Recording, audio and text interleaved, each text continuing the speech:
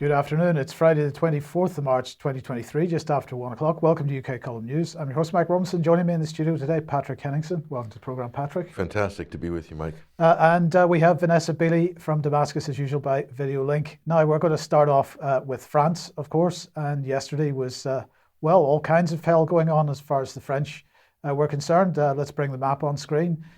Something like 300 protests around the country, the red dots representing just some of them. Right across the country. Most of the mainstream press suggesting that this is all about protest against the what they're describing as unpopular pension reforms. But as we mentioned on last Friday's programme, the pension reform certainly started something, but it was the government's reaction to the protests that really kicked people off. So let's just remind ourselves what Elizabeth Borne did last week. She invoked at Macron's behest Article 49.3 of the French Constitution. And if we just remind ourselves what that was about, it's about forcing a bill through Parliament without a vote. So it allows the Prime Minister, after deliberation by the Council of Ministers, to force a bill through the Assemblée Nationale with no vote. The only alternative to prevent the bill from passing then is to overthrow the government. When the Prime Minister triggers this procedure, MPs have the option of tabling a vote of no confidence within 24 hours. If a majority vote is obtained, the law is rejected and the government collapses. The next logical move would be for the President to dissolve the Assembly and call early elections. Now, there were two votes of no confidence brought, or motion to censure of no problem. Yes, brought one by the opposition and one by Marine Le Pen. Both were defeated, but the one that was brought by this sort of so-called moderate opposition, were, I think it was only 9 votes in it or something like that. So it was very, very close. And Macron's party didn't even show up. Le Renaissance didn't even bother to show up. That tells you how much democracy is thriving in France. Yes. So the pension issue clearly at the centre of this, but the bigger issue of democracy, largely ignored by the mainstream press as they're discussing this. That is the main thing. And on the back of very unpopular vaccine mandates, the vaccine passport protests, Mike, we reported on that last year. Those were raging for weeks. And so this isn't the first time they've invoked the 49th 3 in the Constitution. So he's used it multiple times, and the people are absolutely fed up. Right. So this was what happened yesterday. Then people out in Paris, I believe, Vanessa, this was the Place de la Bastille. Is that correct? Yeah, that's right. Huge crowds. I think there were reported to have been more than 800,000. I mean, just incredible. I was there in 2019 when the Gilets jaunes protest started. And even back then, 50,000, 100,000 was considered massive. 800,000. And this is across the country, Mike. This isn't only in Paris. Well, indeed. So then on the motorways, we had the farmers coming out and setting fire to hay bales, blocking the traffic on motorways, roads, right across the country. Then we've got a little bit of video here from Marseille, and in a second, Vanessa will tell us what they're shouting, but let's have a listen to this.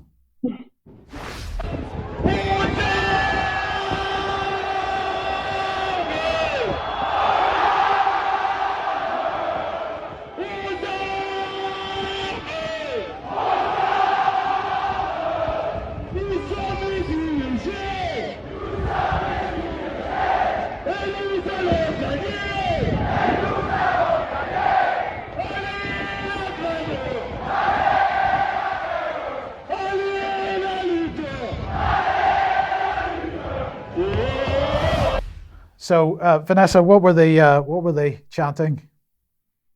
I couldn't actually hear that one very well. Sorry. That's okay. No problem. But then, as the day wore on, more fires started. So, this is Bordeaux Town Hall.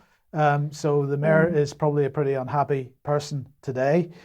We've got there's a little bit of video showing them burning the Bordeaux Town Hall, but perhaps the most not sure how to describe it, but let's just go back to the Place de la Bastille and what happened later on at night. We've got a little bit of video from this, and then we'll tell you what they were saying.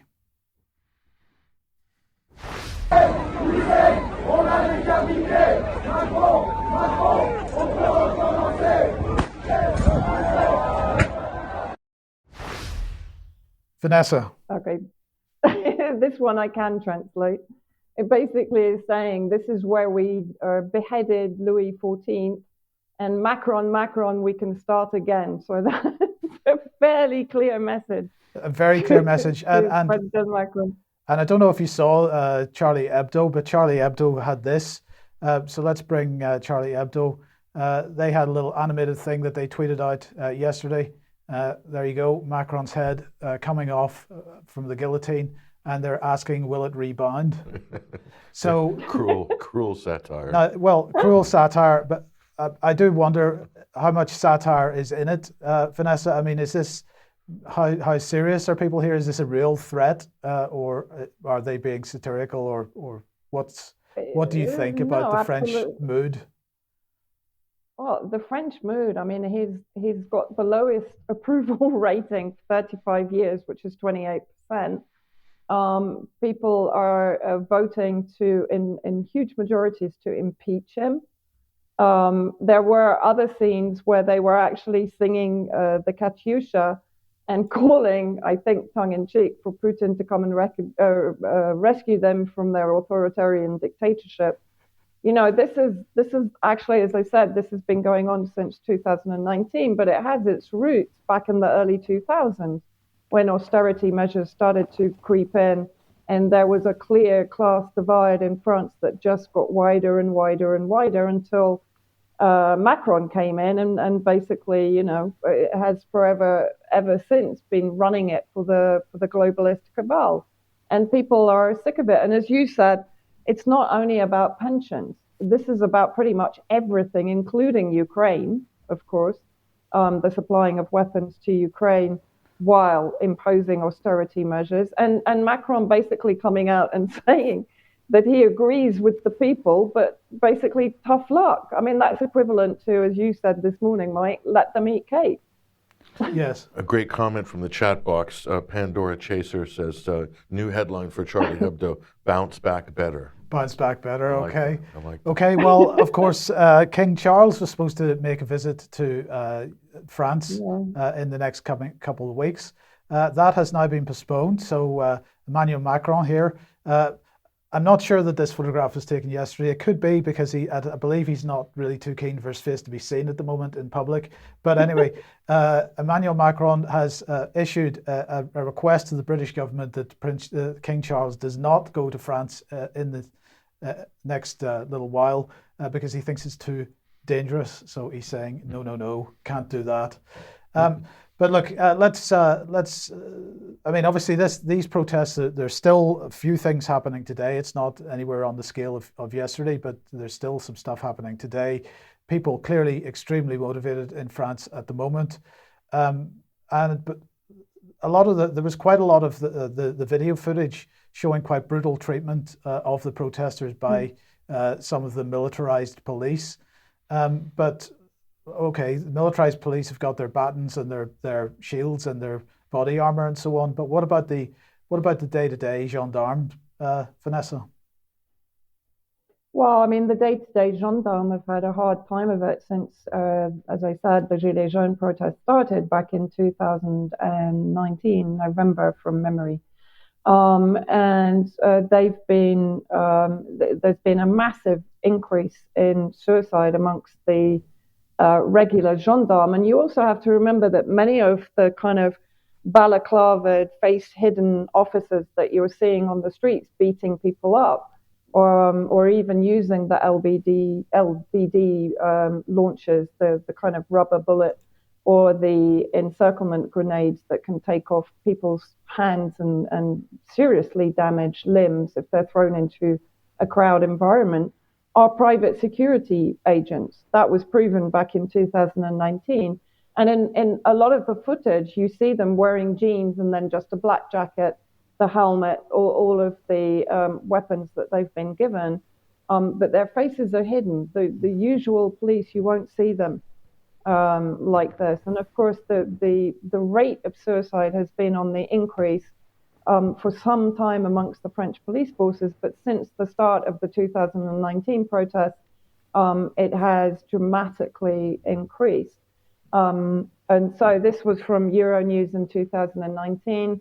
So far this year, 28 French police officers have committed suicide compared to 14 for the same period last year. Overall, 35 took their own lives in 2018, and I think in this year, in 1 month, there were 12 suicides. Over the past 5 years, an average of 44 members of the police forces committed suicide every year in France. A peak of 55 was registered in 2014. So actually, it was basically from when Macron came to power. And this is one of the main police unions, BIGI, talking about more than 100 suicides since they registered their complaint to Cazeneuve, basically, in Castaner, the ministers of Interior in France. And basically, they're saying, we're asking you to go to kill yourself at work, to commit suicide. So I think this was in 2022, Mike. I can't Yes, read that's the right. Yes, date yes. from here. Yeah. So, this is a major issue. The media is playing it that basically the Gilets jaunes are forcing the police to commit suicide. They're calling for them to commit suicide. This is absolute nonsense. What it actually is the genuine police forces, many of whom have been joining the protesters, by the way, in the last few days, alongside the fire brigades, were forced to turn against their own people by the kind of the globalist cabal that is running France right now, and were forced into state-sanctioned violence against their own people, and were very poorly organized, poorly paid. Much of the overtime they were forced to do to deal with the protest was unpaid. Quite incredible, really. Yes, but we're seeing protests now spread. Obviously, we've had the Dutch farmers. We've had protests in Germany. I wonder, is Italy going to get join the club in the not too distant future? Perhaps. I think the other thing I noticed is they said that the police were having to face smaller groups of protesters who were more mobile and moving around a lot, and they're having trouble reacting to that. So the protesting's adapted to some of the police tactics. And before we go, Vanessa, there was a special detachment. You may or may not be familiar, but I was told there was a special detachment, like a special territorial detachment, like a unit of police that are more violent than the other regulars, and that started under the Gilets jaunes. Is that right? Yeah, absolutely. And they tend to wear the blue armband and the blue band on their helmet. Now, I can't remember if it's the SBU. I think it's the SBU. They were. I mean, when I went to one of the main protests to commemorate all of the injured up until that point, and we got cattled in the Place de la République, and we were being forced into the place where, of course, then they would fire tear gas. And then once people started trying to break out, they would charge with batons and the LBDs and the grenades. And I actually had an elderly lady with me and a tourist that were trying to leave. And I remember speaking to one of the SBU police and explaining it to him. And he just looked at me. He said, I don't care. Like, we're pushing everyone. And then they literally did. Even those that were collapsing from the tear gas, the paramedics were not allowed in. I was told by women there that they would sometimes kettle them for up to 6 hours. And there was one woman who told me, they don't even allow us out to go to the toilet. We have to do it in front of the police. So this is, complete humiliation tactics here. Yes. Okay. Thank you for that. Okay. Let's move on then to Xi in Moscow. Now, this visit ended on Wednesday. Of course, we didn't see the conclusion of it before we had the news on Wednesday. So I just wanted to add a couple of bits to what we had on Wednesday. So this was the comments of Vladimir Putin at the press conference at the end. As of the end of the first of 3 quarters of 2022, the share of the ruble and the yuan in mutual commercial transactions reached 65% and continues to grow, which allows us to protect mutual trade from the influence of third countries and negative trends on global currency markets. The timing of that is spectacular because, of course, we have more and more evidence of Western banking system and Western currencies under massive stress at the moment. We'll be talking about Deutsche Bank towards the end of the program. So I thought that was quite an interesting observation and development. And of course, sanctions have been driving this to a large degree. And oil supplies from Russia to China are way up. Yes. So they're almost to the point where Russia said they've recovered, or they've almost recovered all their lost trade from European sanctions. So that's also a big economic indicator. Yes, but the one thing that I wanted to highlight was the China-Ukraine peace plan, because China has announced a plan for Ukraine. Well, this is basically, I'm just going to cover the main points of it and then ask for a comment from Patrick and Vanessa here. So first of all, the key point was respecting the sovereignty of all countries. Second point was abandoning Cold War mentality. The third point was ceasing hostilities, then resuming the peace talks, resolving humanitarian crisis, protecting civilians and prisoners of war, then keeping nuclear power plants safe, reducing strategic risks, and by that they're talking about nuclear risks in particular. And of course, it was interesting that Putin had, we're going to be talking about depleted uranium a little bit later again, Putin had framed the depleted uranium issue as a nuclear issue. But anyway, then facilitating grain exports, stopping unilateral sanctions, and keeping industrial and supply chains stable, and finally promoting post-conflict reconstruction. So Vanessa, what were your thoughts on this deal? I mean, I actually recommend everybody reads the full text of it, because just listing the headings doesn't go into it. We really should go into more depth on it if we had time. But what are your thoughts? Well, I mean, it's quite extraordinary, isn't it? While the UK is talking about criminally supplying depleted uranium warheads to Ukraine for use against probably the civilian areas of Donbass. Here you have China that has already brokered a peace deal between Iran and Saudi Arabia, coming in with what is, I mean, there's not a single point on there that you can argue with, right? If you are genuinely looking to resolve conflict in this world. And what is shocking is the absolute opposite that is being presented by the West. The West has never, all it has done is renege on any form of negotiation or peaceful resolution of this conflict, right? And here is China presenting something that we should be demanding from every single one of our leaders in the EU, the UK and the US, Canada, etc. We're not getting it. No, indeed. And in fact, the Western response to this was appalling. And tepid as well. An uneasiness in Washington, D.C., according to sources at the State Department. So what I think is extraordinary here, and of course this is going to upset Americans because they're completely gone into China-phobia mode in the last couple of years, but there's a vacuum, Mike. Because the U.S. and Britain's policy, NATO's policy, is no peace negotiations. Didn't Rishi Sunak, the British Prime Minister, say, now is not the time for peace? Yes. Not until there's a victory in Ukraine? Okay, so they've said it right there. So there's going to be no peace talks. So China's moved into the vacuum, okay? And what did America used to do for years?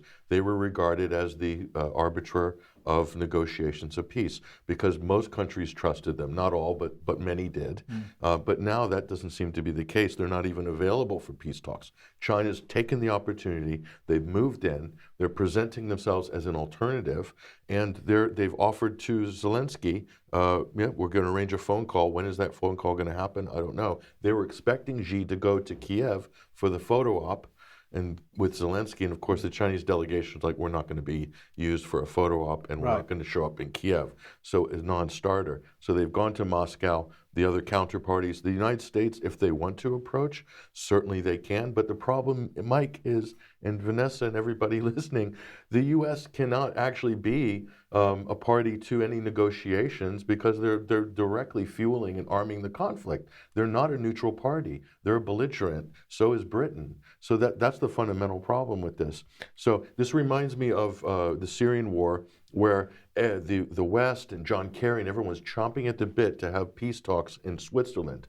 And what happened? Russia Damascus and other parties put a coalition together, including the moderate rebels, so to speak, and they had the Astana conferences, the Astana process, and what happened there, and that drove Washington crazy because the center of gravity geopolitically drifted towards Asia, away from the Atlantic, away from Switzerland to Asia. This is exactly what's happening here. This is a fundamental paradigm shift in geopolitics right now. We're witnessing it once again. And Vanessa, just very briefly, I mean, I just want to come back to point number one, respecting everybody's sovereignty. This is something that, of course, we're not doing in the West. No, absolutely not. And I mean, this is what we were talking about last week as well, the fact that President Assad is basically going against the advice, let's say, of Russia, China, Iran, reference a meeting with Erdogan, but Assad is saying, no, Erdogan is not meeting the guarantees that I need him to meet. Therefore, I refuse to give him the PR opportunity of a meeting with myself, or even a foreign minister meeting or an intelligence chief meeting right now. And Russia, China, and Iran, who are the mainstay of the alliance that has sort of helped Syria keep itself afloat for the last 12 years, are accepting it because it's a sovereign nation, a sovereign government that is making sovereign decisions about its territorial integrity. And that is how international law should be applied. We were talking about this, Mike, and we don't apply it anywhere in the West. Nowhere do we respect territorial integrity or sovereignty. Indeed. And also the big criticism from the West is China's acting in its own selfish interest. Excuse me very much, but that's what great powers do in international relations. When do great powers not act in their interest? They act every single time. So no surprise there. Yes. Okay, so let's move on to Ukraine, and we'll start off with this article from TASS, because obviously the issue of Bakhmut continues to be an issue. And this headline is quoting the head of the Wagner Group. So Ukraine deployed over 80,000 servicemen around Bakhmut, according to the Wagner Group. So let's just look at some of the text. The Ukrainian armed forces have gathered over 80,000 servicemen around Bakhmut. This is according to the founder of the Wagner Group in a video we published yesterday on his Telegram channel. As of today, the quote says, the enemy has deployed more than 80,000 around Bakhmut. The grouping is in Seversk, Slovansk, Kramatorsk, and so on. And he went on to say the Ukrainians received a very large amount of various NATO equipment, various armored vehicles, Leopard tanks, which everyone is talking about, and prepared reserves of about 200,000 people. So it's looking like Ukraine is going to attempt to push back somewhat on the Bakhmut situation, if these figures are true. But now on the issue of NATO equipment, I just want to put this image on screen. I want to say thank you very much to the person who sent this to me. This is a photograph from the border crossing between Slovakia and Ukraine. And I believe that is a Polish self-propelled gun. And there were several of them, quite a number of them, on trucks heading by train into Ukraine. So more NATO arms and armaments going in, probably on a daily basis, but it's just I was very pleased to receive documentary evidence of it. And most of this is going to end up as scrap metal, unfortunately. Yes. And it's sorry, but that's just absolutely what's the case. Been happening for the last 12 months. But the question is, if there are 80,000 troops gathered around Bakhmut, ready to take part in some kind of counteroffensive, what's the mood within Zelensky's troops? That's the big question, Mike. What is the morale like on the Ukrainian side? Reports that we're seeing is that it's really bad. It's never been worse, and so what you're looking at here is the Third Army. The First Army was already expended by the end of the spring of last year. Then came the Second Army and a whole new batch of NATO equipment, plus a new shipments of mercenaries, foreign fighters, contractors, and so forth. And that has more or less been extinguished or turned into casualties or cycled out as of the fall. Now you're looking at the Third Army. Okay, so they're really at the bottom of the barrel right now. So Zelensky has been deployed to do a PR trip to the front line. We've got footage of this. There's no subtitles. Okay, we'll play a minute or two. This Mike, I'm going to say this is the powerful piece of footage. Notice, everybody, when you watch this, notice the looks on the soldier's face when Zelensky is passing out little medals and various things to the, quote, heroes. Look at their faces and look at how nervous he is. And we'll come back and discuss this. Watch this powerful footage.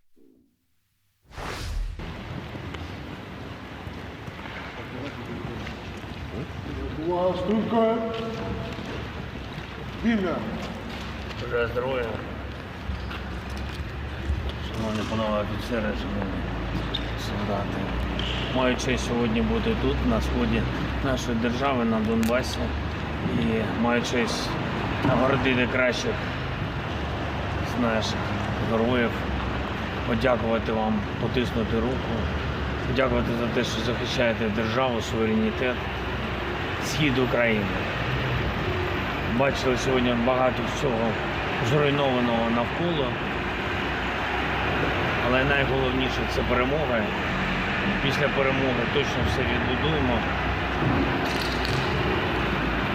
І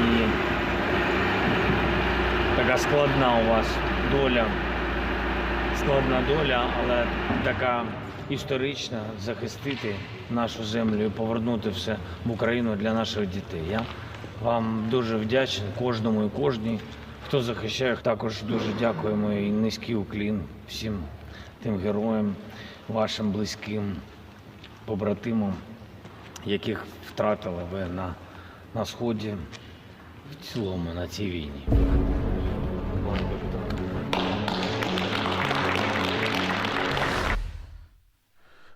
One thing I noticed there, that a lot of them weren't giving eye contact to Zelensky, and I thought that was quite telling.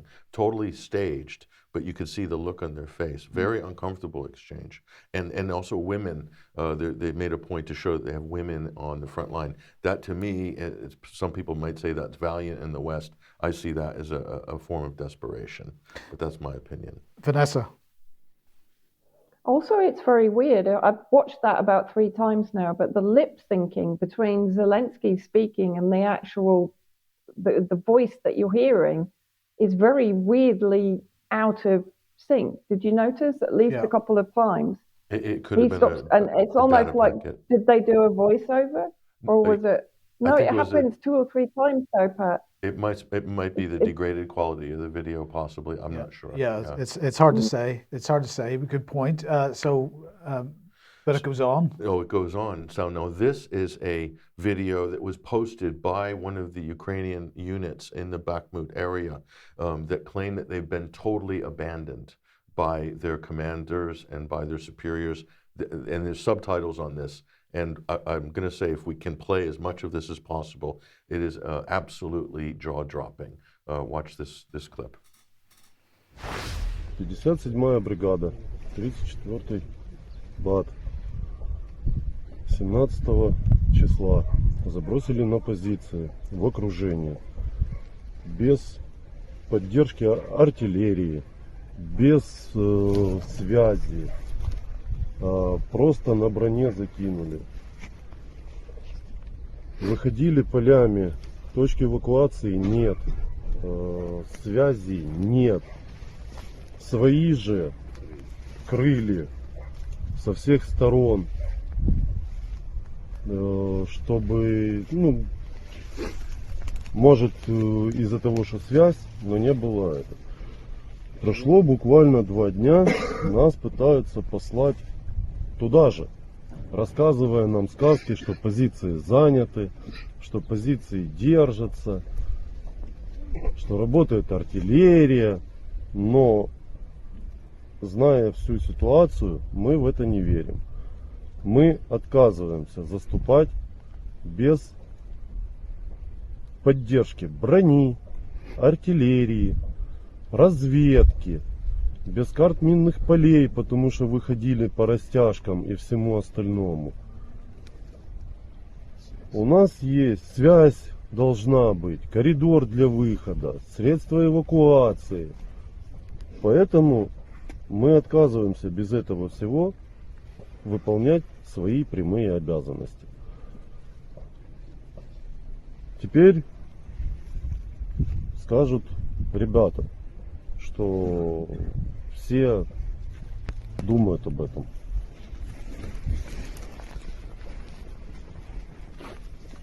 Говорите.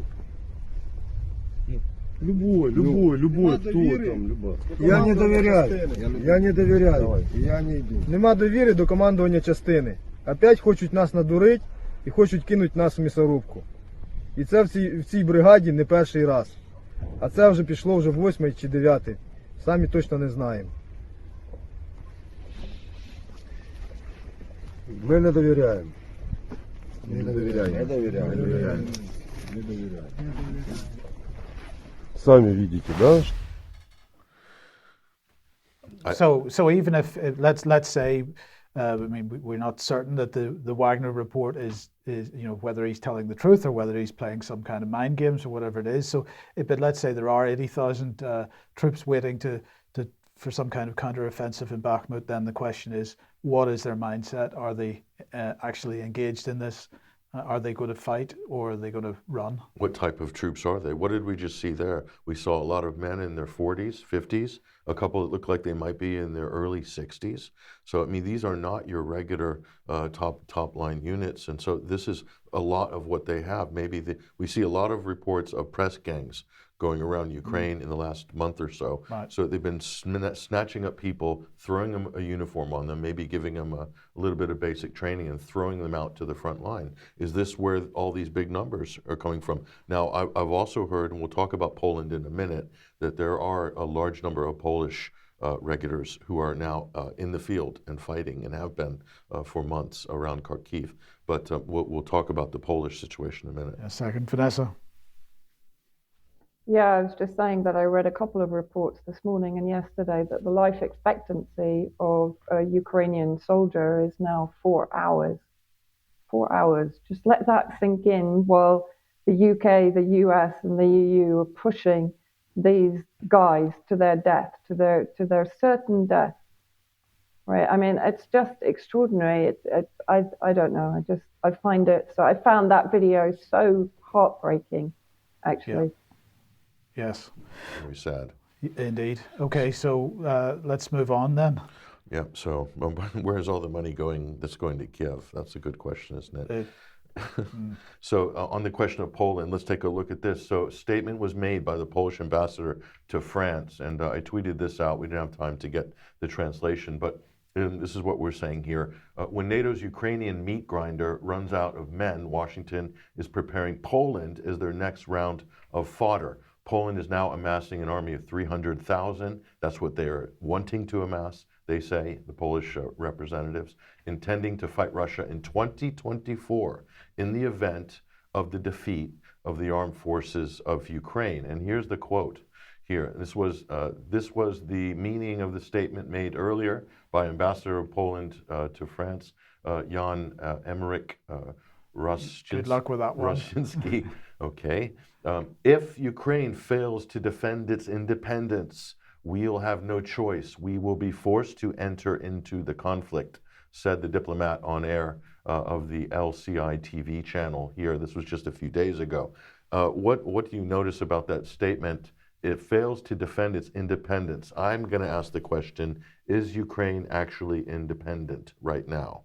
And I'm going to say it's not. It's absolutely not. It has 0% sovereignty, bottom of the sovereignty index. And that's got nothing to do with Russia. No, this doesn't. And so let's come on to the depleted uranium issue then. Sure.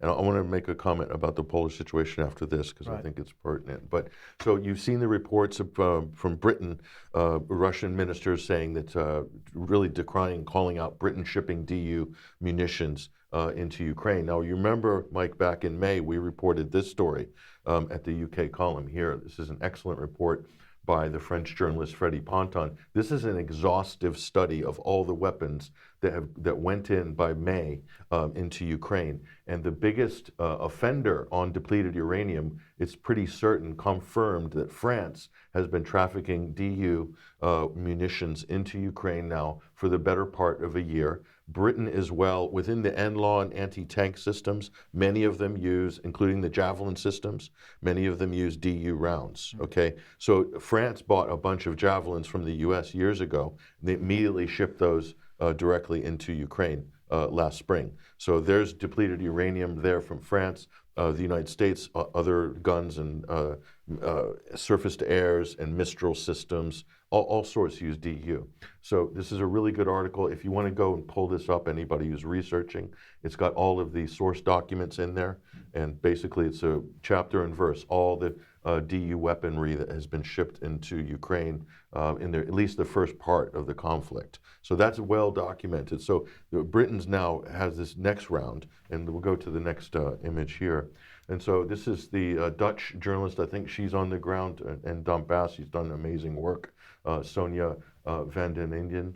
The Western world is out of control and doesn't seem to realize the danger they pose to themselves and, of course, Russia. It's pure criminal to use depleted uranium, but that's what they did in Iraq. They have to be on trial, all West leaders, she said. Now, Yugoslavia, there was also a lot of DU munitions used in Yugoslavia by NATO forces. So this isn't the first time that this type of toxic, radiological, completely dangerous material has been dumped into a battle zone. They did it in Yugoslavia with the NATO takedown of that country. So she mentioned Iraq as well. I think in Syria, there's probably many reports of depleted uranium being used by some of the parties there, the terrorist factions and so forth. I don't know what Israel uses, but I'm sure that they might use these as well. So, but this is a big problem. You have all this agricultural land, grain supplies. Who's going to map this out? Who's going to put in restricted areas? Who's going to clean it up? The water supply, the food supply, all coming out of Ukraine. Does the West care about this? Well, they should care, because we should not forget that, of course, under normal circumstances, Ukraine exports a significant proportion of what it grows. Most of Ukrainian agriculture has now been bought up by Western corporations, which means Ukrainian food is going to be finding its way onto Western dinner plates.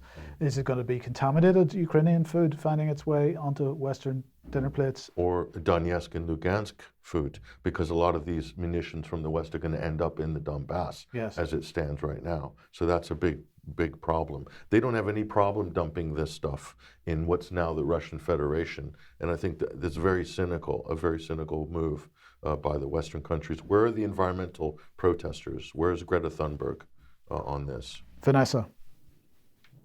Well, of course, not forgetting that today is the anniversary of the NATO bombing of Serbia, where, of course, they did also use depleted uranium.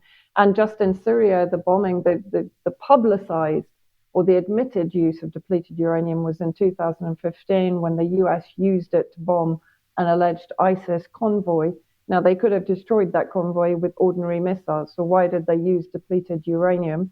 And as you said, the residue of that depleted uranium remains in Syria. No one has cleaned it up.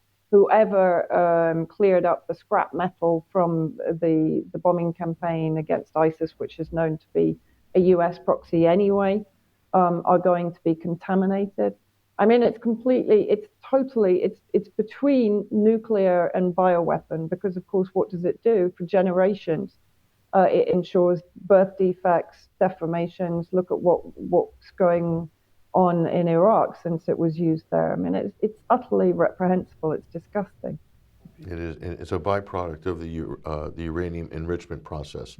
It's stuff that should be stored as nuclear waste, but because it's twice as heavy and twice as dense as lead, they can put a smaller amount so they can reduce the size of the munitions, but make them more powerful. And it cuts through tanks and steel and armor piercing like a hot knife through butter. And it's also very lucrative in terms of arms sales, if you're in the business of packaging and selling this stuff. So. Yes. Okay. Well, let's move on then to the pipelines. And of course, Seymour Hersh has brought a new article out. Yeah, this was on his Substack recently. This is quite an amazing story here. This is from a few days ago. So Seymour Hersh is basically saying this is his latest release on this. He's saying that there is a cover-up. You remember the story a few days ago or last week, Mike, that, or was it 2 weeks ago, a pro-Ukrainian rogue cell, that's who blew up the Nord Stream pipeline. It could have been, but not even, we don't know who. They rented a boat in Poland, all very mysterious. I'm waiting for Daniel Craig to come abseiling down from a helicopter on that one. But here's Seymour Hersh. So this is what he's saying here. This is the takeaway. The CIA asked this month to collaborate with German intelligence to produce a pipeline explosions cover story to, quote, pulse the system. So that would have been in direct reaction to Seymour Hersh's original article, I believe, which came out at the end of January. Yes. So it's been, you know, a little over a month or a month and a half or something like that. So here's what he's saying. The Chancellor, Olaf Scholz, had flown to Washington during this period with no members of the German press on board his special transport, no formal dinner scheduled, and the two world leaders were not slated to conduct a press conference, as what routinely happens at such high-profile meetings. Instead, it was later reported that Biden and Scholz had an 80-minute meeting with no aides present for much of the time. And they go on. Here, there have been no statements or written understandings made public since then by either government, but I was told by someone with access to diplomatic intelligence that there was a discussion of pipeline expose, my expose, Hersh says. As a result, certain elements of the Central Intelligence Agency were asked to prepare a cover story in collaboration with German intelligence that would provide the American German press with an alternative version of destruction of Nord Stream 2. Yes. And then it goes on to say, in the words of the intelligence community, the agency was to pulse the system in an effort to discount the claim that Biden had ordered the pipeline's destruction. So this is obviously Hersh finding a way to, or he's bringing new information forward, which is demonstrating how the other certain interests are trying to cover this story up. And of course, we've got the yacht story. We've got all kinds of stories coming out at the moment over this. So what does that mean? Well, here's the original story in the New York Times, Mike. Intelligence suggests pro-Ukrainian group sabotages pipeline. Look at these three stooges at the bottom that authored this thing for the, looks like for the CIA. So what do we call this? Well, good old-fashioned fake news. There you are. Well, let's end this segment then with, well, ice cream.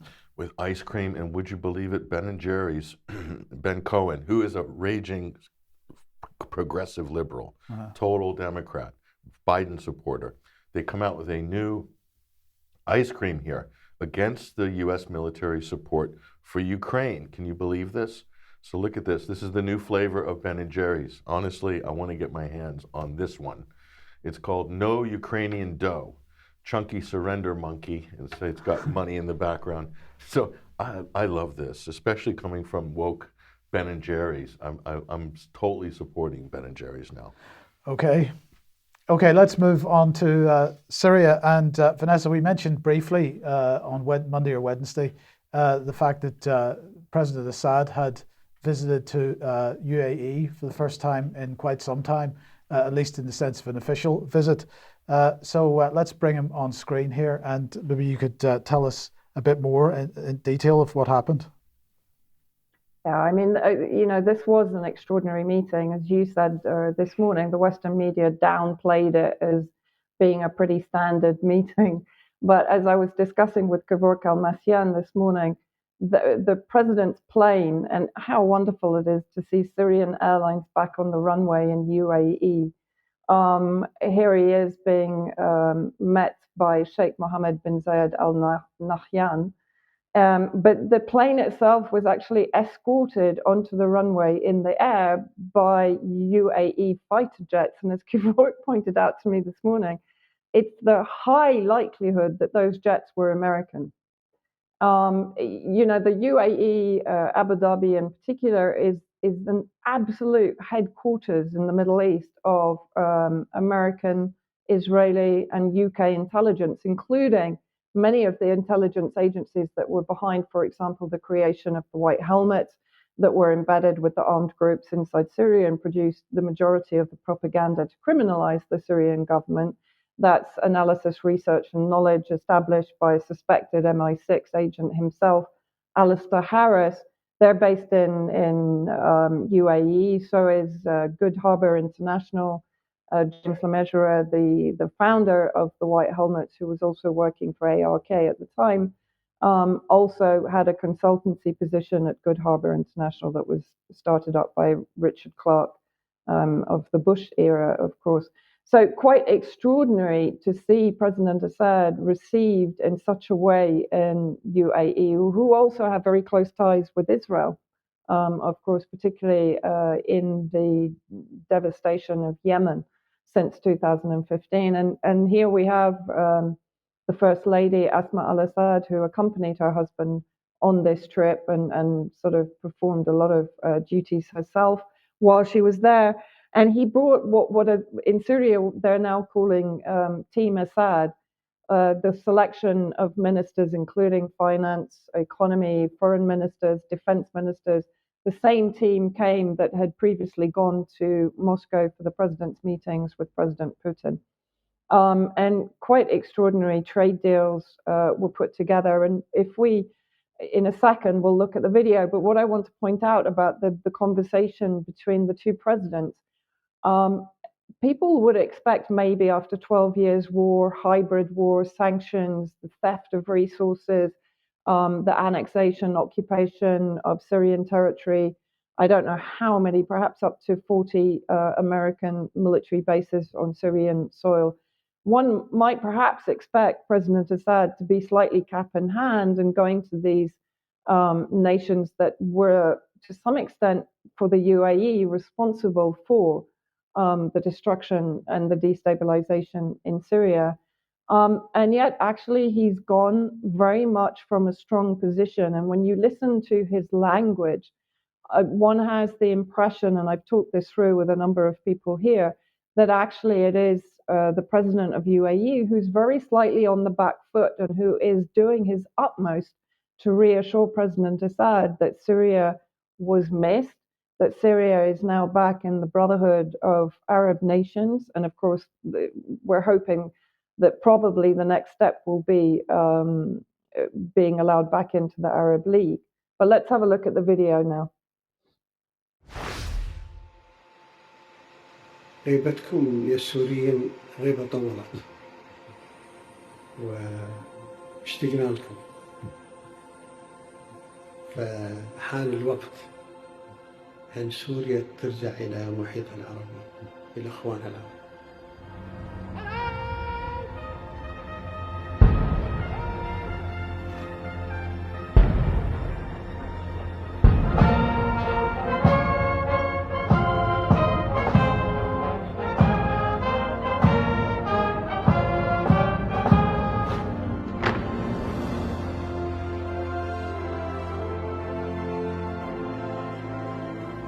نحن نحاول نبني معكم علاقة ومد جسور وتقوية هذا الجسر بيننا وبين أهلنا في سوريا، فائدة الطرفين.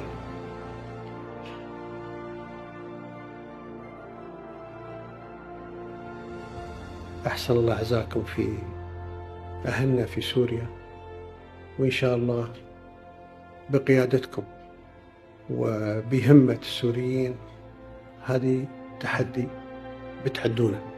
أخوانكم في الإمارات قلبا وقالبا معكم. شكرا لكم سمو الشيخ. من لم يشكر الناس لم يشكر الله، وبالتالي لابد من البدء من الشكر. السوريين اليوم لما عم يحكوا بعد هالشهر اللي مر بيقول لك الواضح تماما انه طريقة مساعدة الإمارات مليئة بالمحبة، فهذا الشيء أغلى من أي شيء آخر بيتقدم. وإن شاء الله نحن كمان بدنا نكون أوفياء لهالعلاقة بنفس الطريقة. الشيخ زايد الله يرحمه عرفته بمواقف عابرة، الوالد هو اللي كان بيعرفه أكثر، كانوا مثل أخوي. أنا معرفتي فيه باللقاءات القليلة اللي صارت، وبنعرفه إنسان طيب ومحبوب وإلى آخره، ولكن الآن صرنا بنشوفه بشكل أوضح. بنعرف اليوم تماما ما هي الدولة اللي بناها ومن هي العائلة اللي أسسها. الله يرحمه. أريد أكد فخامة الرئيس أن نحن إخوانكم وأهلكم وهذه بلدك. تشرفنا اليوم بوجودك أتمنى إن شاء الله أن تكون زيارة نبني عليها هذا الجسر القوي لبناء علاقات تصب في مصلحة أهلنا هناك. يسلم الله. شرفتونا يا سيدي.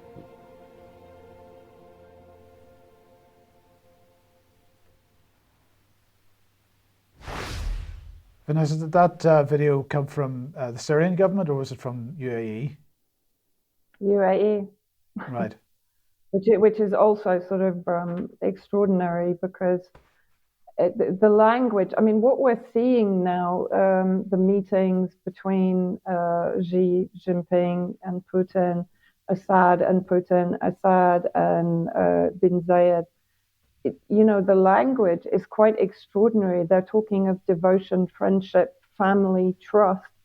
All as Patrick said, the vacuum that has been left by the criminality and the moral depravity of the West is now being filled with something that me personally, I haven't heard for years. And literally, I think 2 days after the president returned from this meeting, Syria and Saudi Arabia agreed to reopen embassies. I've heard that it will be actually after Ramadan, which started yesterday, after Eid al-Fitr, which is the celebration for the end of Ramadan. So in about 1 month, the Saudi embassy, which, this is extraordinary. Saudi Arabia was responsible largely for much of the funding of groups like ISIS inside Syria, and was absolutely one of the strongest allies of the West in its attempt to achieve regime change inside Syria. And here we have Saudi Arabia basically holding out the hand of friendship, not only to Iran, but now to Syria. These are extraordinary times we're going through. Okay, but in the meantime, of course, Israel and the United States not so happy about that. So let's start off with Israel then, and more bombings. Yeah, absolutely. I think this was on, when was it? I'm losing track of time. 2 days ago at about 4 a.m.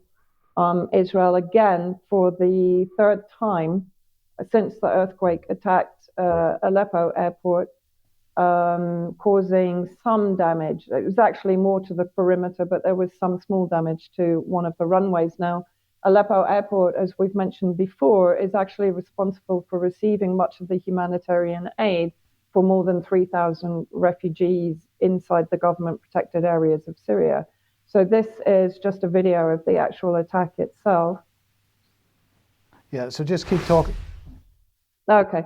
Many of the, oh, sorry, what? Yeah, just keep talking your way through that. Yes, go ahead. Oh, okay. So many of the missiles were brought down by the Syrian air defense. But what Israel tends to do that people maybe don't understand is that they will fire salvos of missiles that they know the air defenses that are being used at the moment. There are other air defense systems that are not being used, that are being kept in abeyance for the potential for an escalation of conflict with Israel. So the air defenses can only bring down a fairly large percentage of the missiles, but at least one or two will hit target, and that's what happened in Aleppo.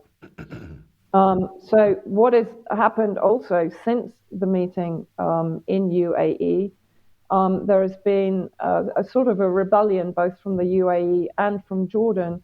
Of course, Israel opened its embassy in the UAE in 2021, but here you have the UAE orders its envoy to Israel to not meet with government officials.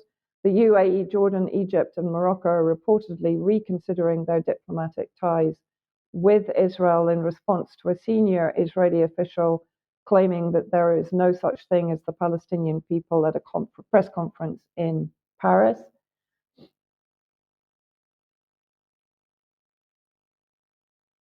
Have I lost you?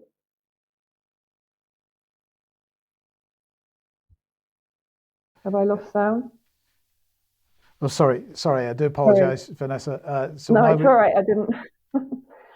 So you also have the Jordanian foreign minister calls on the international community to oppose hate speech against Palestinians. And then if you go to the next slide, Mike, you can see exactly what they're both talking about. Jordan's Foreign Minister Ayman Safadi urged the international community on the 22nd of March to oppose the incitement of hate speech against Palestinians as it fuels violence and results in the violation of human rights.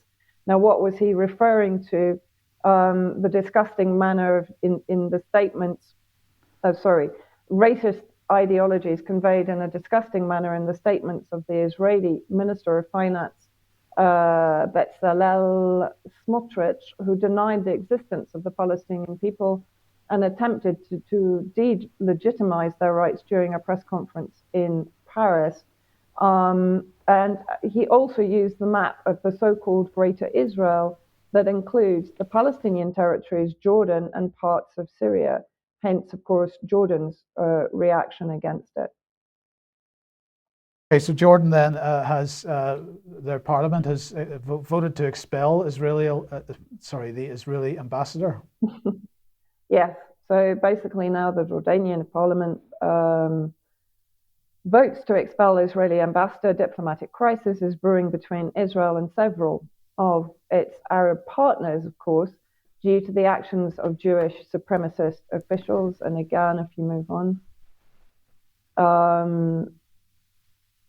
So here you have, we in the House of Representatives call on the government to take effective measures towards the occupation government's, notice the language also, the occupation government's finance minister's use of a map of the so-called Israel that includes the borders of the Hashemite Kingdom of Jordan, the occupied Palestinian territories. The final decision to expel the Israeli envoy lies with the government and King Abdullah. During Wednesday's session, officials also displayed a map similar to the one used by Smotrich during a speech in Paris representing what he called Greater Israel. However, the map hung on the parliament floor bore the flag of Jordan and Palestine.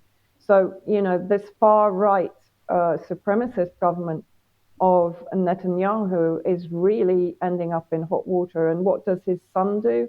Yair Netanyahu, who is well known, as it says, for his incendiary comments, likens protesters against Netanyahu's policies, both in Palestine and abroad, to the paramilitary wing of the Nazi Party, taking it one step further than Western demonization of protests like the Yellow Vests as being fascist, neo-Nazi, red, brown, etc. Quite extraordinary at the moment what's going on in Israel itself. And of course, the danger is that what is Netanyahu going to do? And that's very much what we're seeing with provocations on the border with Lebanon, with the continued aggression against civilian infrastructure inside Syria. Netanyahu is going to be looking to export the war from internal to external. But of course, whoever he picks on, whether he goes for Lebanon, and that would mean Hezbollah, or whether he goes for Syria, he's going to have to take on both countries and also take into account countries like Yemen. And one also has to raise the question now, what would the UAE and what would Jordan do under those circumstances, or even Saudi Arabia? It's getting very interesting right now in Syria. Sorry, go on. Yeah, go ahead, because this is now the U.S. attack in Syria near Deir ez-Zor, and the timing of that seemed to be related to the visit to UAE last night. Yeah, absolutely. And actually, this was last night. Now, what they're claiming it's in response to was a Syrian allied resistance attack on one of the U.S. military bases, which ended up in the death of, let's say, a U.S. contractor. Many people are saying they were CIA agents that were killed, or one was killed, one was injured. And I think 3 U.S. soldiers were injured in the attack yesterday afternoon around 2:00. They were taken for treatment, or some of them were taken for treatment in Iraq. And then the U.S. attack, which was obviously authorized by Biden, came later that evening and ended up with at least 5 casualties. They attacked a grain storage area and an agricultural center in Deir ez-Zor city itself. And this was the statement put out from CENTCOM, which I can't read terribly easily from the small print. Well, it says So this evening we basically, responded to yeah. an attack on our forces that killed an American contractor and wounded our troops, another American contractor, by striking facilities used by groups affiliated with Iran's Islamic Revolutionary Guard Corps. We will always take all necessary measures to defend our people. The thoughts and prayers of U.S. Central Commander with the family of our contractor. Our troops remain in Syria to ensure the enduring defeat of ISIS, which benefits the security and stability not only of Syria, but the entire region. Yeah, I mean, this is quite extraordinary because one, the US troops should not be in Syria. They shouldn't be stealing Syrian oil. They shouldn't be backing, equipping, arming, and sponsoring separatist groups or even ISIS. And recent reports are showing that they are now equipping ISIS with improved hardware, which is very probably coming through Ukraine, Turkey, or even through other areas, Iraqi Kurdistan, for example, into Syria to improve the performance of ISIS that are now being divided up into brigades of about 300 to carry out attacks against Russian and Syrian positions. Today, also, there was another Syrian allied resistance attack against the Al Omar oil field. So, things are definitely hotting up in Syria and definitely getting rather interesting over the next few weeks. Sorry, Patrick. What was interesting is that this was a drone attack, allegedly. So the U.S. is saying an Iranian drone attack killing a contractor. That's exactly a similar scenario to, you remember back in 2019, 2020, when one of the Hashid PMU units hit and killed a U.S. contractor. It turned out to be, I guess, a translator or something, and they blamed it on Katiba Hezbollah, one of the Hashid PMU brigades, and that started a chain of events with the retaliations, then an attack on the U.S. Embassy in Baghdad, and then the assassination of Qasem Soleimani, and then the Iranians hitting 2 U.S. bases, and I think another facility in Iraqi Kurdistan. So a chain of events. So this is very interesting. I'm going to say that I think this is a signal of the beginning of the end of the U.S. Encampment in Syria. That's my personal opinion, and I don't know how long it's going to take, but that's what it feels like. Okay, so we've had the Assad visit to UAE. We've had Israel bombing again, a US attack. But in the meantime, Syria and China getting very close as well. So this was Sana reporting this yesterday, and they're saying that the Syrian Prime Minister Hussein Arnous met with the ambassador of the People's Republic of China in Damascus to discuss bilateral relations, various areas of economic, political, strategic relations that are common to Syria and China. So they're obviously talking about the Belt and Road Initiative and so on. Vanessa, I thought this was an interesting development and also a good introduction to just remind people, if we knew in the first place of the 5 Cs project, which might be one of the contributing factors for the Syrian war in the first place. Oh, absolutely. I mean, it's almost, people are talking about a multipolar world as if it's some new invention that's only happened post-COVID, and it's only something that's coming into the lexicon now. But if we go back in history, and I'll demonstrate even further back in history to the Umayyad dynasty, but President Assad's 5 Cs project, which started in 2004, was basically the vision of making Syria the trade, economic, energy, food resource hub for the world, basically, because it included, the Red Sea wasn't initially included. It was initially the 4C project, which then became the the 5C project. So he launched it in 2004. The strategy, as I said, was to put Syria at the center of regional energy transportation, but also all other forms of trade globally. Pre-2011, President Assad visited many countries, and many agreements were drawn up between, for example, Lebanon, Turkey, Romania, Ukraine, Iran, Iraq, Azerbaijan, also Armenia, and I believe Egypt can be included in that. It would include a gas pipeline from Iran, which we know was another slap in the face of the Western agenda in Syria when Assad turned down the 2000 proposal of a pipeline that was going to be controlled by Qatar and then obviously under the control of the United States, and turned it down in favor of the Iranian pipeline, which would be very much an alliance with Russia.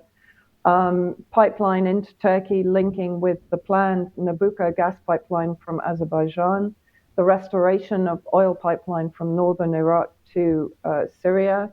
That, of course, followed on from the Western devastation of Iraq and the taking over of those pipelines largely by the Iraqi Kurds. Huge project was in the pipeline, sorry for the pun, to build Syrian infrastructure, roads, to improve ports, to improve railways, to restore and put in new pipelines to fulfill the 5 Cs. And I've put there multipolar vision. In 2009, President Assad explained his idea. Have I cut that slide off? Yes. Sorry. Sorry, 1 second. I will read it off here. He explained his idea that once the economic space between Syria, Turkey, Iraq, and Iran becomes integrated, we would link the Mediterranean, Caspian, Black Sea, and the Persian Gulf. We aren't just important in the Middle East, he was saying. Once we link these 4 Cs, which then became 5, we become the unavoidable intersection of the whole world in investment, transport, and more. So this was proposing an independent south-to-south economy and trade paradigm, control of resources and sovereignty. 2010, China's Silk Road strategy converged with Damascus also. So this is a very clear indication of Syria was destabilized. But I also wanted to make the point that the Umayyad dynasty, one of the largest Muslim dynasties in 661 to 750, when it was actually 6 rather than 5 seas, reaching as far as the Baltic Sea, where the Umayyad excelled as merchants rather than as politicians or military experts. So this was something that throughout history has been a vision of many of these, I would even call, the Assad dynasty, if you like. It's been a vision of these countries to create this multipolar world without this unipolar supremacist vision of the United States and the UK, for example. So this is not something new for these. Now is the opportunity to bring to fruition. And we've lost Vanessa for now. Well, anyway, thank you for that, Vanessa. We'll move on. Right, look, if you like what the UK Column does, you'd like to support us, please head over to community.ukcolumn.org. Your membership very much needed and appreciated, or you can pick something up at the UK Column shop. But please do share material you find on the various platforms, including the UK Column website, of course, and also the UK Column Extracts website. Now let's come back to the UK, Patrick, and Boris Johnson and Partygate. Back in the hot seat, Mike. So the clashes with MPs over Partygate denials. Who'd have thought this thing gets revived from the basement of Westminster, but yet Boris is facing a lot of accusations here about his lying and so forth. So this is interesting, and this follows on here. Let's go on and look at this tweet here. This is the political editor of The Guardian, Pippa Crerar, and she's basically reposting her notes in anticipation for, I believe, a documentary film that's coming up here. Fascinating insight on how Number 10 reacted to the initial query on Partygate here. So these are text messages or communications here. There she is, political editor of The Guardian here. But this is the one you want to pay attention to here, the last section here. And this is what it says. Jack Doyle, key thing is there was never any rules against workplace drinking, so we can say with confidence no rules were broken. Ignore the, quote, Xmas quiz BS. Who cares? Just be robust, and they'll get bored. So they're saying, how are they going to sell these parties that they're having? They're booking their Christmas parties, but what if the press find out? How are they going to announce it? So they're doing the strategy here. But isn't that interesting, Mike? Because when we reported this at the time, you said that these weren't actually in violation of any rules for That's workplace, right? That's absolutely right. And so I'm still not clear. As far as I'm concerned, this looks more and more like distraction politics going on here because Boris absolutely, as far as I'm concerned, has a legitimate right to say there were no rules against Partygate. I think that's the case. So this wasn't illegal. So why did they go through with the whole pantomime of it? Was it to create an exit strategy for Boris? That's what we said at the time, because he damaged his brand. The polling on him, he was hated by half the country, and this was a way to get him out with a sort of soft scandal, like a little MP's expenses type thing, or yes, not too bad. And so what did you say? This is what you said at the time, wasn't it? Well, no. Well, I just wanted to highlight here. I mean, although Boris perhaps is in a position where he may not be absolutely breach the rules, the same could be said for Keir Starmer here if we put this on screen.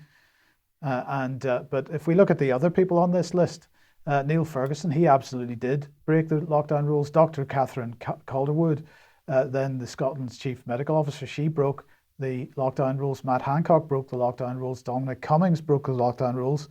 But then Tobias Ellwood, Robert Jenrick, Stephen Kinnock, then Margaret Ferrier MP, Bob Seeley MP, they all broke lockdown rules as well. So the question then had to be asked at the time, did any of them believe that there was actually a danger here, that these lockdown rules were there to prevent some kind of transmission of a virus, or did they actually believe that there was no virus and there was no problem about transmission, and so therefore they didn't need to worry about the lockdown rules? These were the questions at the time. But of course, we've got to remember, Patrick, that Boris, and if we're talking about whether he was telling the truth or not, Boris claimed to have had a brush with death when he caught COVID in 2020. Indeed. So we're coming up on the 3-year anniversary of his Easter resurrection.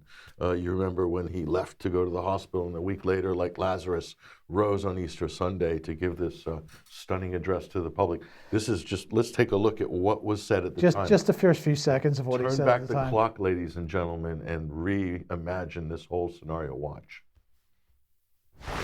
Good afternoon. I've today left hospital after a week in which the NHS has saved my life, no question. It's hard to find words to express my debt, but before I come to that, I want to thank everyone in the entire UK for the effort and the sacrifice you have made and are making. When the sun is out and the kids are at home, when the whole natural world seems at its loveliest and the outdoors is so inviting, I can only imagine how tough it has been to follow the rules on social distancing. So there we go. It's so tough.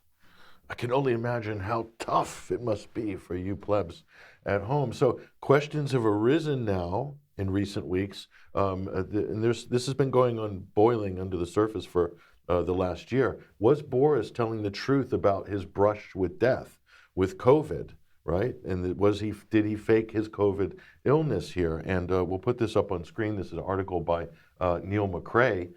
Did Boris Johnson fake his COVID illness? And that's the big question here. So, in this article features this was what was going on at the time. Piers Morgan took to Twitter, and he said, "If you're not rooting for our prime minister tonight and willing to make waiting for him to make a speedy recovery, then you're a despicable human being," says Piers Morgan. He is very ill with a deadly virus, and his pregnant partner has also been sick. Incredibly worrying time for them and for the country. Come on, Boris, says Piers Morgan, the virtue signaler and a chief whip of the COVID NHS campaign. Yes. So that's what he was saying here. So here we go. Look at this. At the time, Boris said that the hospital doctors were ready to announce his death. So he claimed, and this is widely reported at the time, this is Politico here, that they were preparing to announce his death. So Boris almost bought the farm within a 7-day period. At his age, how old was he? Late 50s or early 50s, mid 50s or something like that. So he's not elderly, right? Right. So I guess he's in fairly good health. So look, that was what was said at the time. How true is these claims? And that's what people are asking here. And so go back to here, and this is a statement by the author here, Neil McRae. Now, I've heard many people say that Johnson seemed a changed man when he returned to duties in Downing Street. Could that be because he had just told the biggest and boldest lie of his life? Did you notice that too? That was a different Boris, wasn't it? It was. When he came back, visibly different Boris. So, and again, now this is interesting. This is where it gets interesting. Where does this challenge come from? This is an organization called Stop Lying in Politics. It's run by investigative journalist Marcus J. Ball. He's got a documentary film coming up here, and I believe he's working with or got material from the Guardian political editor, which we just showed, and maybe from Isabella Oakeshott as well with the Matt Hancock test. Our documentary film is an unsettling answer to this question, working hard on finishing it. I can't wait to see this film, Mike. But this is his organization, Stop Lying to Politics. He also got a prosecution, but not a decision in his favor, taking Boris Johnson to court for lying over the claim of £350 million per week going to the EU. Remember during the Brexit and Leave and the Remain battle? Yes. This was on the battle bus. So they went to court. The charge didn't stick, but he did get the case to court. It did make prosecution through. So Marcus J. Ball is serious about this. He's pursuing Boris on the COVID lie as well. So I don't know if he's going to get any joy on that. He's asked for a freedom of information request from the information minister from St. Thomas's Hospital to get all the information about the prime minister. How long was he there? Was he there? How sick was he? And so forth. So that's in the process right now. That could come out in the film. So the point is here, did he lie over lockdown? Did he lie over lockdown parties? Were the lockdown parties legal or illegal? And so is he continuing to lie by the fact that he's not offering any kind of serious defence on it, other than I didn't mean to mislead Parliament? And did he lie about his illness in the first place? And what kind of person is Boris Johnson? That seems to me what we're saying here. Well, he's always had a question over his credibility, but this also basically undercuts the whole left-wing, and this is what Neil McRae says in this article, Mike, and this is the important part. The whole left-wing Labour socialist argument is that Boris is guilty of mass murder because he didn't lock down soon enough, because he didn't recognize the danger of COVID soon enough. And the comments on herd immunity, you remember the first announcement before they flip-flopped into lockdown, he said, we're going to pursue herd immunity. And there was immediate visceral backlash from the left and the media saying how inhumane of the Tories, of Boris, to call us like a herd of cattle and so forth. They're throwing us into the fire, as it were, the funeral pyres. Yes. So that's the left-wing argument. Now, if he was basically, completely lying about all this stuff, and that the government was lying about the severity of COVID-19, and they claimed it was an infection fatality rate of 3.5% up to 5%, that's totally fake. Totally false. So that's the real problem with all of this. But you can see how the left is angled to say, no, lock down harder. So I like the way that this argument was constructed in this article, and I encourage people to go pick that up online. Okay, well, look, let's finish with this story. So this is the genetic technology precision breeding bill is now in act as of today, or yesterday, I think, yesterday. This is now in act, as we can see. So let's just remind ourselves what this is about. So first of all, it will remove plants and animals that have been produced through precision breeding technologies from regulatory requirements applicable in England to the environmental release and marketing of GMOs. So gene editing is no longer genetic modification. It's a separate thing. According to the government, it's going to introduce 2 new notification systems, one for precision-bred organisms used for research processes and the other for marketing purposes, in other words, for us to buy and eat. The information collected will be published on a public register on gov.uk. It's going to establish a proportionate regulatory system for precision-bred animals to ensure animal welfare is safeguarded. We will not be introducing changes to the regulations for animals until this system is in place. And it's going to establish a new science-based authorization process for food and feed products derived from using precision-bred plants and animals. So what do they mean by precision-bred plants and animals? They mean plants and animals that have been gene edited in order to, for example, make them more safer from, or to reduce the use of pesticides, but basically they're claiming that this is taking what has up until now been a natural process of selective breeding and something which takes a long period of time, and to use CRISPR and other gene editing technologies in order to shorten that time into months or a couple of years rather than generations to make it some kind of genetic change. So they're basically deregulating GMO and gene editing. No, not GMO, right? Loosening or redefining. So this is a key point. This is a key point. What they're saying is they're claiming that this is not genetic modification because they're not introducing foreign genes from another organism into the initial organism. They're editing the genes that the organism already has. This is not true because, in fact, the process often includes bringing genes from a foreign organism into the organism that you're editing, so long as when you produce or when you provide that organism for marketing, when somebody wants to eat the product, that the foreign gene has been removed again. So in other words, it's okay to use a foreign gene in order to, as part of the process of getting to your end point. So right? It's a semantic change. It's a semantic change. It's sophistry, typical sophistry. Yes, let's remind ourselves what Joe Churchill said in 2022. New genetic technologies could help us tackle some of the biggest challenges of our age around food security, climate change, and biodiversity loss. How about paying for farmers how about paying for farmers not to take land out of production? Would that not do something about food security rather than this? Unbelievable. Right. So let's just have a look at a couple of, well, first of all, who is pushing this as hard as he possibly can? I don't know, maybe Bill Gates? No. Who's on screen at the moment? Tony Blair. Tony Blair is pushing this. Gene editing and food production, charting a way forward. This is something that the Tony Blair Institute for Global Change is very, very keen to promote.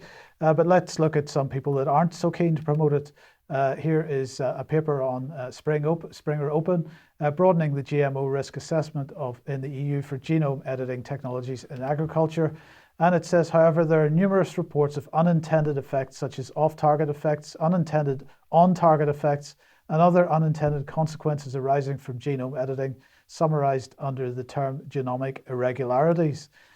We show that genome editing techniques are able to produce a broad spectrum of novel traits that thus far were not possible to be attained using conventional breeding techniques. So this is not about replicating what happens naturally through selective breeding. This is producing traits which don't happen naturally through selective breeding.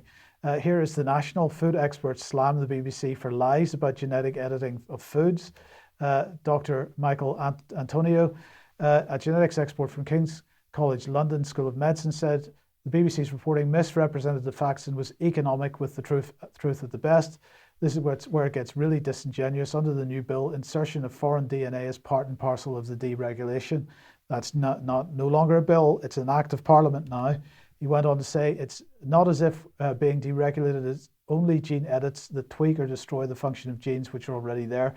It's also the insertion of foreign genetic material. They're basically deregulating all manner of genetic manipulations of crops, not just crops, animals as well. If we're looking at surprising outcomes, here's a report. Scientists really surprised after gene editing experiment unexpectedly turned hamsters into hyper-aggressive bullies. That's not difficult to do. If you take that hamster and you put it in Westminster for a couple of weeks, you get the same outcome.